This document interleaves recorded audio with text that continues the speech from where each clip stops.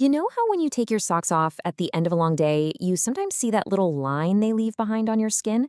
It's usually gone in a flash. But what if it doesn't just disappear? What does it mean when that little dent decides to hang around for a while? Well, that persistent little pit is exactly what we're going to get into today. And this image right here shows it all perfectly. On the left, a totally normal foot. But on the right, you see a foot with edema, which is really just a medical term for swelling. And see that little magnified circle? That's the star of our show today, the pit that gets left behind when you press down on the skin. So here's our game plan. First, we'll talk about what that dent actually is. Then we'll get into the difference between pitting and non-pitting swelling. We'll explore whether it's harmless or a serious warning sign. After that, we'll decode how doctors actually measure it, and finally, we'll cover some real practical steps for managing it. Okay, let's start at square one, just to make sure we're all on the same page.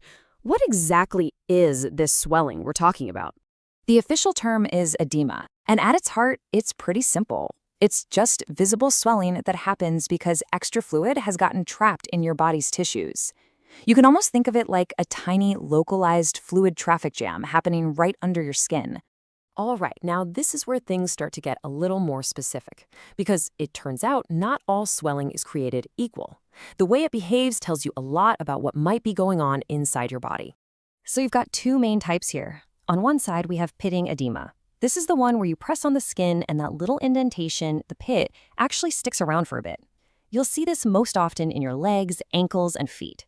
Now, compare that to non-pitting edema, where you press down and the skin just springs right back to its swollen shape, no dent left behind.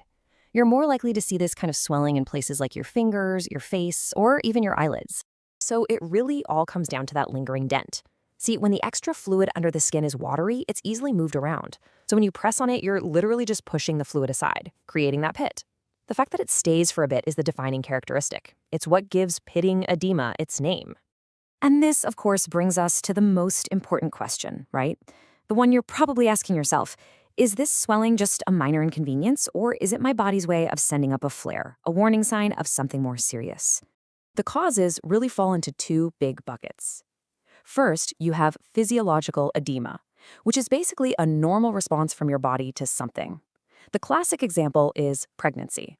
After about 20 weeks, it's super common to get swollen ankles because of hormonal shifts and pressure from the growing uterus.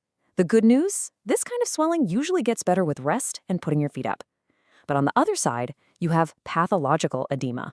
This isn't a normal response. It's a sign of an underlying disease. And, as you might guess, it doesn't just go away with rest. It requires medical treatment.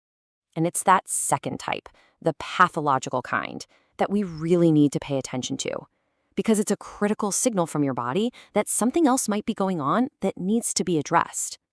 And this is maybe the most important slide of all. Pitting edema can be a sign that one of your body's major systems is having trouble. Think about it. When major organs like your heart, liver, or kidneys aren't working at 100%, they can't manage your body's fluid balance correctly. Things start to back up, and that extra fluid often pools in the lowest parts of your body, thanks to gravity. That's why seeing a doctor about persistent, unexplained swelling is so crucial. It's not just about puffy ankles. It's about figuring out what your body is trying to tell you. Okay, so you've decided to get it checked out. What actually happens at the doctor's office? How do they measure this swelling? Let's pull back the curtain on the clinical assessment so you know exactly what they're looking for. It's a really systematic three-step process. First, they just observe. They're looking at the general appearance of the area, the texture of the skin, the overall swelling. Second, they'll inspect specific areas that are common for swelling. And then, step 3, the main event.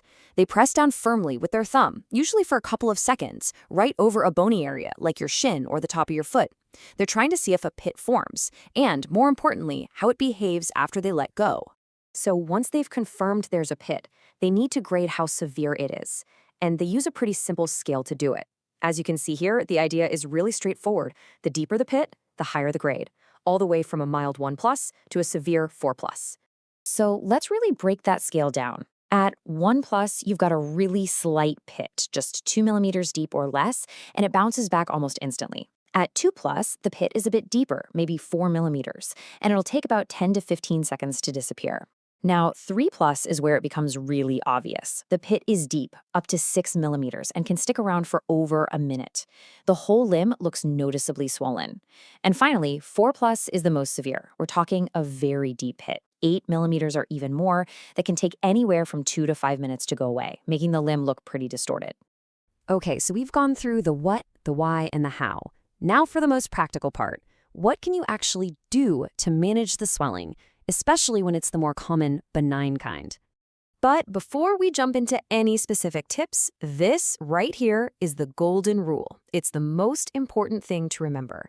If the edema is pathological, if it's being caused by an underlying disease, the only real solution is to treat that root cause with your doctor. Everything else is just managing the symptoms. Now, for that common swelling you see in pregnancy, there are definitely things you can do to get some relief. Lying on your left side can help because it takes pressure off a huge vein that returns blood to your heart. Resting with your legs elevated whenever you can is absolutely key.